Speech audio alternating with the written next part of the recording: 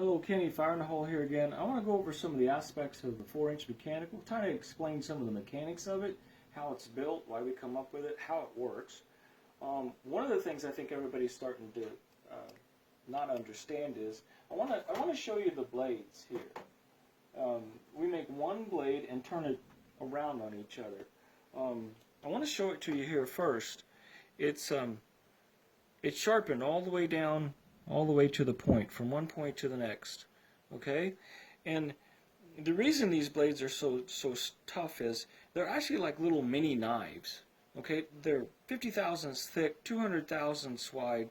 They're sharpened one way like a lawnmower blade, and they're pointed. And the curve here on the point actually helps you curve through the chest cavity of a deer or a hog.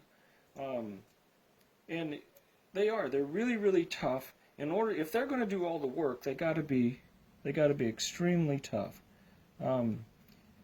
This is a regular blade. This is 30 thousandths in my right hand, and then 50 thousandths on the other side. And you can see they're a bigger blade, okay? And there's no gap in the center of the blade like there is other manufacturers. All this material is 3 times heavier, and it's all put together.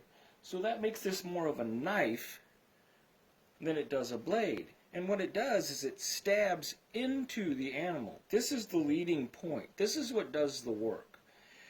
Of all the animals that we killed last year, we did not lose a single blade on an animal. And we killed multiple animals, deer and hogs both. Now let me go over this part of you. Let me show you. We're going to use a box here, and what this represents is the chest cavity of a deer or a hog. And I know it's not the same size, but it's going to give you the general idea of how this works. See, you can't take on the front side of a deer or a hog with 4 inches. It is not going to penetrate. That is a lot of material to go through. You just can't do that. So the idea and the concept is, what you do is you don't want to take on 4 inches of the deer. You want to take on 7/8. That's 7/8 of an inch from here to there. All right. So whenever you shoot it and these points show up, you're going to hit it 7/8.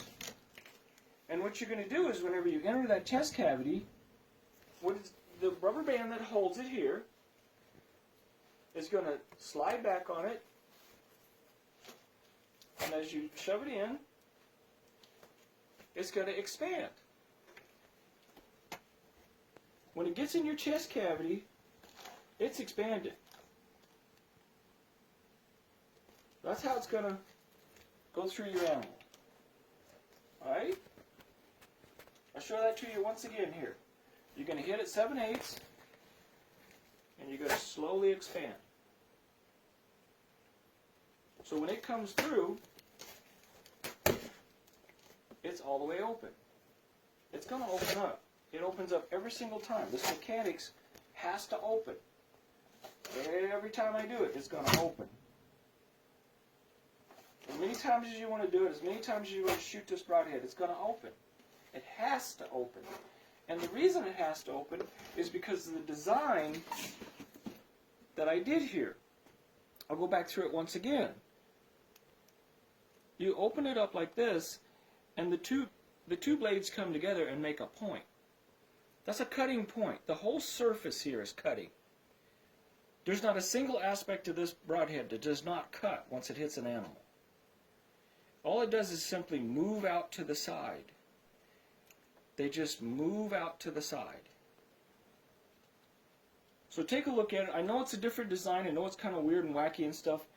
But my ultimate test is to kill animals. And if you go on some of our website and you look at some of the pictures and that kind of stuff, you'll see we killed multiple deer and hogs, and we had no problems with them. And it's a very wicked, fast-killing broadhead. I know it takes a little bit to get used to, but trust me, if you guys buy this thing and start using it, you're going to be amazed how well it works. Thank you.